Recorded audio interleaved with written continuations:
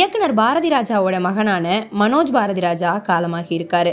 அவருக்கு வயசு 48. பாரதி ராஜா இயக்கிய தாஜ்மஹால் படத்தின் மூலமா நடிகரா அறிமுகமானவர் தான் மனோஜ் பாரதி ராஜா. அந்த படத்துக்கு அப்புறமா சமுத்திரம் திரைப்படம் மூலமா மக்கள் மத்தியில பெரிதளவுல பரிச்சயமான அவரு தொடர்ந்து நிறைய திரைப்படங்கள்ல நடிச்சு வந்தாரு. கடைசியா போன வருஷம் ஸ்னேக் அண்ட் லேடர்ஸ் அப்படின்னு சொல்லப்படக்கூடிய ஒரு சீரீஸ்லயும் இவர் நடிச்சிருந்தாரு. நடிகரா மட்டும் இல்லாம இயக்குனராகவும் உதவி இயக்குனராகவும் பணிபுரிஞ்சிருக்காரு.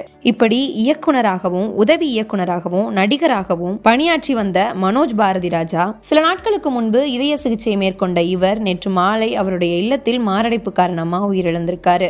அவருடைய மறைவுக்கு திரைப்பிரபலங்கள் பலரும் அஞ்சலி செலுத்தி வந்துட்டு இருக்காங்க.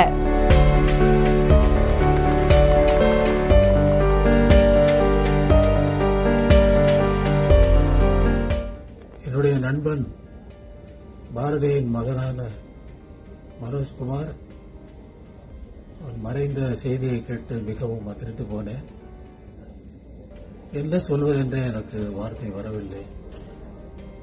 இப்படி ஒரு சோகம் பாரதிக்கு நிகழ்ந்திருக்க வேண்டாம் என்று தோன்றினாலும் நிகழ்வதை நம்மால் தடுக்க முடியாது, ஏற்றுக்கொண்டுதான் ஆக வேண்டும் என்று காலம் விதித்திருக்கின்ற காரணத்தால் மனோஜின் ஆத்மா சாந்தி அடைய இறைவனை வேண்டுகிறேன்.